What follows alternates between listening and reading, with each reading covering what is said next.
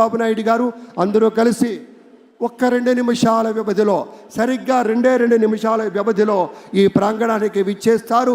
వారి రావడంతోనే మీకు మనవి చేస్తాం. ఇక్కడికి రావగానే ప్రధానమైన వేదిక నుంచి మన యొక్క అభివాదాలు అందుకుంటారు. ఆ వెంటనే ఈ పక్కన ఉన్నటువంటి పోలీస్ బ్యాండ్ సిబ్బంది మన జాతీయ గీతాలాపన ఉంటుంది. ఆ సమయంలో మనమంతా లేచి నిలబడాలి.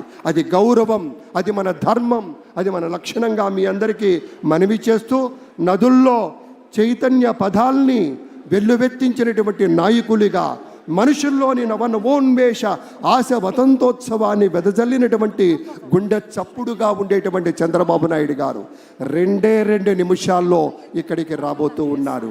భూమి కోసం, భక్తి కోసం, పేద ప్రజల విముక్తి కోసం నిరంతర పోరాటం, ప్రగతి కోసం, ప్రజల కోసం నిత్యం విజ్ఞాన రథం ఆయన గళం. చంద్రబాబు గారి విజయం వ్యక్తిత్వం ఎప్పుడూ కూడా తప్పనటువంటి విజయం.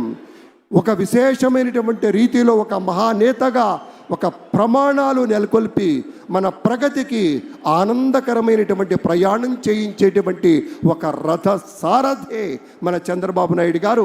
మరొక నిమిషంన్నర వ్యవధిలోనే ప్రాంగణంలోకి విచ్చేశారు Shri yes Abdul Nazeer garu, his excellency governor of Andhra Pradesh.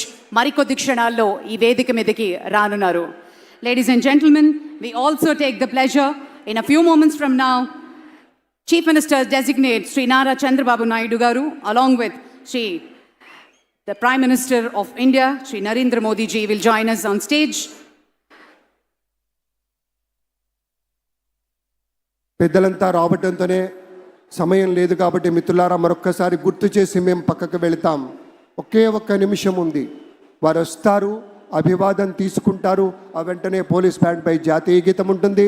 ఆ తర్వాత గౌరవనీయులు మన చీఫ్ సెక్రటరీ గారు కార్యక్రమాన్ని నిర్వహించి ప్రమాణ స్వీకారోత్సవం మన పెద్దల చేత చేయించేటువంటి సందర్భం కాబట్టి సుమారుగా ఒక 35-40 నిమిషాల వ్యవధిలో ఆ కార్యక్రమం ముగిసిన తర్వాత మళ్ళీ మరొక్క మారు జాతీయ గీతాలాపన ఉంటుంది. ఈ 2 సందర్భాల్లో మనం లేచి నిలబడి మన ధర్మాన్ని మనం పాటించాలి.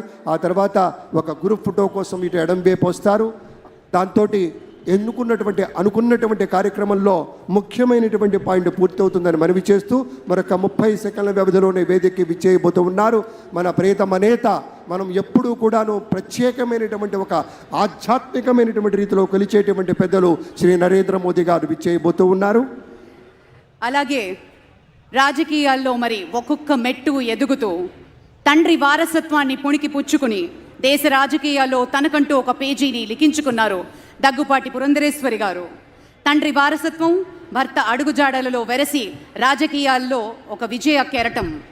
పురంధరేశ్వరి విజయేశ్వరిగా అవతారం ఎత్తి కూటమికి ఆంధ్ర రాష్ట్రంలో అద్భుత విజయాల్ని అందించాలని మనస్ఫూర్తిగా పలుకుతూ స్వాగతం పలుకుతున్నాం శ్రీమతి పురంధరేశ్వరి గారికి.